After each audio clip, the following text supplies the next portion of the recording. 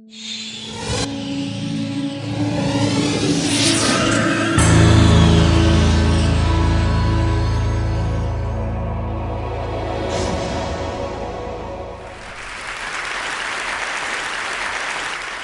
have had the distinct blessing in my life to have worked on a bunch of amazing projects, but the coolest project I ever worked on was around this guy. This guy's name is TEMPT. TEMPT was one of the foremost graffiti artists in the 80s. And he came home from a run one day and said, "Dad, my legs are tingling," and that was the onset of ALS. So TEMPT is now completely paralyzed. He only has use of his eyes. I was exposed to him and my company. I have a company that does design and animation, so obviously graffiti is definitely an intricate part of what we admire and respect in the art world.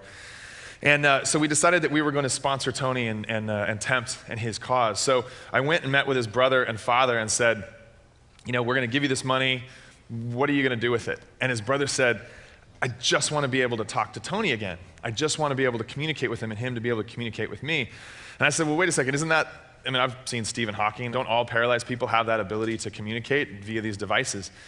And he said, "No, unless you're in the upper echelon and you've got really amazing insurance, you can't actually do that. These devices aren't accessible to people." And I said, "Well, how do you actually communicate?" And he said, "We run it." Has everyone seen the movie The Diving Bell and the Butterfly? That's how they communicate. So run their finger along that. I said, that's archaic. How can that be? So I showed up with the desire to just write a check. And instead, I wrote a check that I had no freaking idea how I was going to cash. I committed to his brother and his father right then and there. I'm like, all right, here's the deal. Tony's going to speak. We're going to get him a machine. And we're going to figure out a way for him to do his art again. Because it's a travesty that someone who still has all of that in them isn't able to communicate it. So I spoke at a conference a couple months after that. I met these guys called GRL, Graffiti Research Lab. And they have a technology that allows them to project the light on any surface and then with a laser pointer, draw on it, and it just registers the negative space. So they go around and do art installations like this. All the things that go up there, they said there's a life cycle. At first it starts with the sexual organs, then it starts with cuss words, then it was Bush, slanders, and then people actually got to art, but there was always a life cycle of presentations.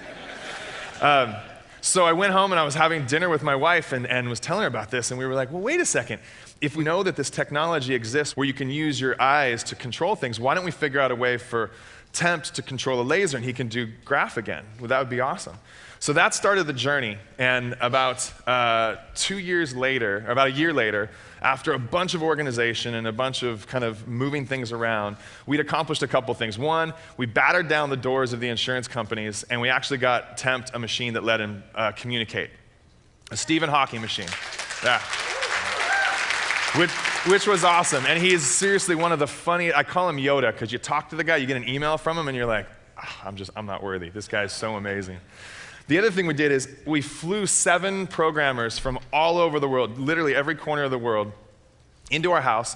My wife and kids and I moved to our back garage, and these hackers and programmers and conspiracy theorists and anarchists took over our house. A lot of our friends thought we were absolutely stupid to do that, and that we were going to, come back and all the pictures on the wall would be removed and graph on the walls.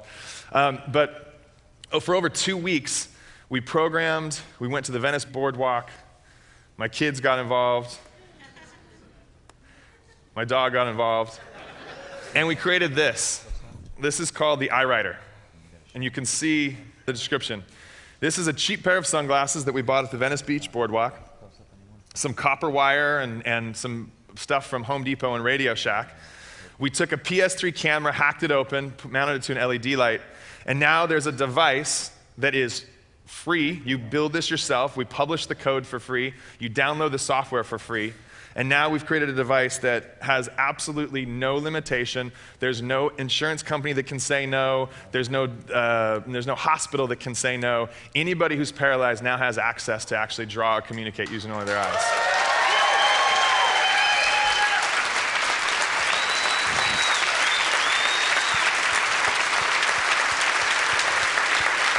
Thank you. Thank you guys very much. That was awesome. So at the end of the 2 weeks, we went back to TEMPT's room. So I love this picture because this is someone else's room and that's his room. So there's all this hustle and bustle going on for the big unveiling. And after over a year of planning, 2 weeks of programming and carb fest and all-night sessions, Tony drew again for the first time in 7 years. And this is an amazing picture because this is his life support system, and he's looking over his life support system. We kicked his bed so that he could see out, and we set up a projector on a wall out in the parking lot outside of his hospital, and he drew again for the first time in front of his family and friends, and it's just like, you can only imagine what like the feeling in the parking lot was. The funny thing is we had to break into the parking lot too, so we totally felt like we were legit in the whole graph scene too. So at the end of this, he sent us an email, and this is what the email said. That was the first time I've drawn anything for 7 years. I feel like I'd been held underwater, and someone finally reached down and pulled my head up so I could breathe. Isn't that awesome? So that's kind of our battle cry. That's what keeps us going and keeps us developing. And we've got such a long way to go with this. This is an amazing device, but it's the equivalent of an Etch-a-Sketch, and someone who has that kind of artistic potential deserves so much more. So we're in the process of trying to figure out how to make it better, faster, stronger. Since that time, we've had all kinds of acknowledgement. We've won a bunch of awards. Remember, it's free. None of us are making any money on this thing. It's all coming out of our own pockets. So the awards were like, oh, this is fantastic. Armstrong Twittered about us. And then in December, Time Magazine honored us as one of the top 50 inventions of 2010, which is really cool.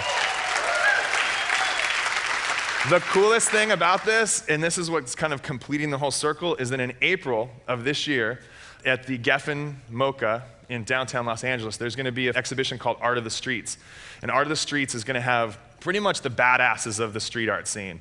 Banksy, Shepard Fairey, Cause, all of these guys will be there. TEMPT's going to be in the show, which is pretty awesome. So basically this is my point. If you see something that's not possible, make it possible. Everything in this room wasn't possible. This stage, this computer, this mic, the iWriter wasn't possible at one point. Make it possible. Everyone in this room, I'm not a programmer, never done anything with ocular recognition technology, but I just recognized something and associated myself with amazing people so that we could make something happen. And this is the question I want everyone to ask yourself every single day when you come up with something that you feel that needs to be done. If not now, then when? And if not me, then who? Thank you, guys.